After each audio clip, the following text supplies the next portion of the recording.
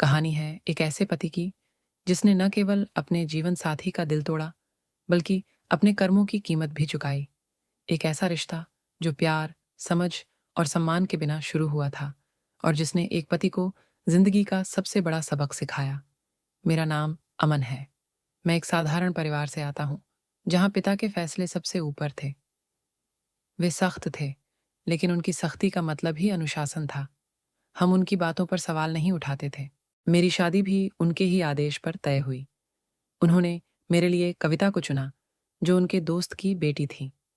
कविता सीधी-सादी और सांवली थी, लेकिन उसमें एक शांत गरिमा थी। उसकी आंखों में सच्चाई झलकती थी, परंतु मेरा दिल किसी और प्रकार की खूबसूरती चाहता था। मुझे अपनी पसंद की लड़की से शादी करने का सपना था। एक ऐसी लड़की जो सुंदर हो, आकर्षक हो और जो मेरे दोस्तों के सामने गर्व का विषय बन सके। जब मुझे कविता के साथ शादी का पता चला, तो मैंने विरोध करने की कोशिश की, पर पिताजी ने मुझे सख्ती से चुप करा दिया। मेरे पास उनके फैसले को मानने के अलावा और कोई चारा नहीं था। इस तरह मैं उस रिश्ते में बंधा जिसे मैंने कभी चाहा ही नहीं। कविता से शादी के बाद मैंने महसूस किया कि वह एक पारंपरिक और सीधी लड़की थी। उसका सारा समय घर के काम और मेरी ज़रूरतों को पूरा करने में ही गुजरता था। वह अपनी ओर से हर संभव कोशिश करती थी कि मेरा दिल जीत सके। उसकी आंखों में हमेशा मेरे लिए प्यार और सम्मान होता था, लेकिन मेरे दिल में हमेशा असंतोष भरा हुआ था। हर बार जब मैं उसे देखता, मुझे अपने दोस्तों की पत्नियों का ख्याल आता। वे सभी आधुनिक और ग्लैमरस दिखती थीं, और मैं चाहता था कि मेरी पत्नी भी वैसी ही हो। मेरे अंदर उसकी तरफ कड़वाहट इस कदर थी कि मैंने उसे कभी अपना जीवन साथी माना ही नहीं। उसकी सरलता और प्यार को मैंने उसकी कमजोरी समझ लिया था। समय बीतने लगा, मैंने जानबूझकर उससे दूरी बना ली। मैं रात को देर से घर लौटता, उससे ज्यादा बात नहीं करता और कई बार ऐसा महसूस कराता जैसे वह मेरी जिंदगी का एक अनावश्यक हिस्सा हो। उसने कभी मेरी बेरुखी का विरोध नहीं किया। वह चुपचाप सब सहती रही, मानो उसे मेरी नाराजगी का कारण समझ में आता हो। मेरे परिवार ने भी उसे कभी स्वीकार नहीं किया। मेरी माँ और बहनें उसे ताना देतीं, उसे नीचा दिखातीं और मुझसे कहतीं कि मुझे दोबारा शादी कर लेनी चाहिए। मुझे भी यह विचार धीरे-धीरे सही लगने लगा। एक दिन जब मैं घर लौटा, तो कविता मेरे सामने खड़ी थी। उसकी आंखें भरी हुई थीं, पर उसने मुस्कुराते हुए मुझसे पूछा, क्या मैं आपकी खुशियों में रुकावट हूं, अमन? उसकी आवाज़ में न कोई गुस्सा था, न शिकायत। पर मुझे उसका यह सवाल परेशान कर गया। मैंने सख्ती से कहा, हाँ, तुम मुझे समझ में नहीं आती। मैं इस रिश्ते में खुश नहीं हूं। उसने मेरी बात सुनकर कुछ पल के लिए आंखें बंद कीं, फिर धीरे से बोली, अगर तुम्हारी खुशी मुझसे दूर जाने में है, तो मैं तुम्हारी राह में कभी नहीं आऊंगी। लेकिन याद रखना, रिश्ते तोड़ने में जो वक्त लगता है, उसे जोड़ने में पूरी जिंदगी बीत जाती है। कुछ ही दिनों में मैंने तलाक की प्रक्रिया शुरू कर दी। मेरे फैसले पर न कविता ने रोका, न कोई बहस की। 6 महीने का हमारा बेटा भी उसके साथ चला गया। यह देखकर मुझे थोड़ी राहत मिली। मैंने सोचा, अब मेरी जिंदगी की परेशानी खत्म हो गई है। मैंने उसे भूल जाने का मन बना लिया। मेरे दोस्तों ने मुझे समझाया कि मैंने सही फैसला लिया है।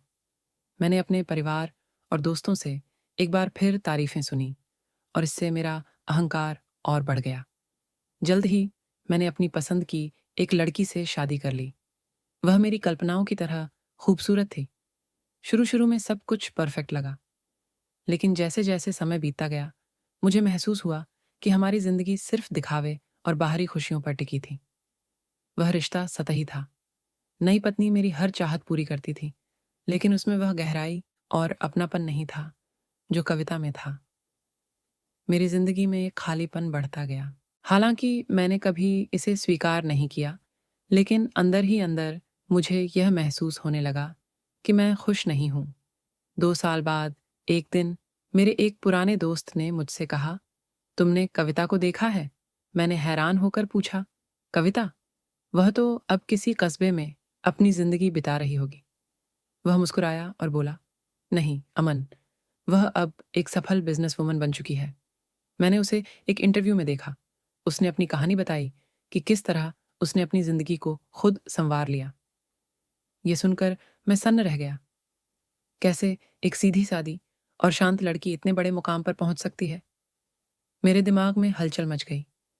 मैंने उससे मिलने का मन बना लिया। एक शाम मैं कविता के घर पहुंचा। घर देखकर मैं स्तब्ध रह गया। वह एक बड़े बंगले में रह रही थी। बच्चों की हंसी की आवाज चारों ओर गूंज रही थी। जब मैंने दरवाजे पर दस्तक दी तो खुद कविता ने दरवाजा खोला। उसे देखकर मैं पहचान नहीं सका। वह आत्मविश्वास से भरी हुई थी।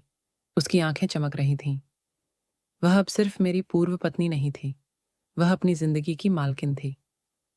कविता ने मुझे देखकर चौंकते हुए पूछा, अमन, तुम यहाँ क्यों आए हो? मैंने झिझकते हुए कहा, मैंने सुना कि तुमने अपनी जिंदगी बदल दी। मैं बस जानना चाहता था कि तुमने यह कैसे किया। कविता ने मुस्कुराते हुए मुझे अंदर बुलाया। उसकी आवाज में अब कोई कड़वाहट नहीं थी। उसने शांत स्वर में कहा, जब तुमने मुझे छोड़ा तब मुझे लगा कि मैं बर्बाद हो गई हूं। लेकिन फिर मैंने सोचा, अगर मैं खुद पर दया करती रहूंगी तो मेरा बेटा क्या सीखेगा। मैंने खुद को संभाला और अपने लिए एक नई शुरुआत की। मैंने छोटे काम शुरू किए, पढ़ाई की और अपनी काबिलियत से अपना मुकाम बनाया। उसने आगे कहा, तुमने मुझे इसलिए छोड़ा क्योंकि तुम्हें लगा मैं तुम्हारे सपनों के अनुसार नहीं हूं। लेकिन मुझे समझ में आया कि मेरा मूल्य किसी और की नज़रों से तय नहीं हो सकता। मेरा आत्मसम्मान मेरी सबसे बड़ी ताकत है। कविता के इन शब्दों ने मुझे झकझोर दिया। मैं समझ गया था कि मैंने अपनी जिंदगी की सबसे बड़ी गलती की थी। मैंने अपने अहंकार और अपनी छोटी सोच के कारण एक ऐसे इंसान को ठुकरा दिया था जो वाकई मेरी परवाह करता था। मैंने उससे कहा, क्या मुझे माफ कर सकोगी कविता? मैंने तुम्हारे साथ बहुत गलत किया। वह मुस्कुराई और बोली, मैंने तुम्हें पहले ही माफ कर दिया था अमन, क्योंकि मैं अपने अतीत का बोझ लेकर जीना नहीं चाहती थी। लेकिन माफी का मतलब यह नहीं है कि मैं अपने फैसले पर वापस जाऊं। अब मैं अपने बेटे और अपने लिए जीती हूं। उस दिन मैंने सीखा कि सच्ची खूबसूरती आत्मा में होती है, न कि बाहरी दिखावे में। मैंने महसूस किया कि रिश्तों में सम्मान और प्यार सबसे बड़ी चीज होती है। मैं अंदर से टूट चुका था, लेकिन कविता की बातों ने मुझे एक नई सोच दी। आज मेरी जिंदगी में वह खुशी नहीं है जो हो सकती थी।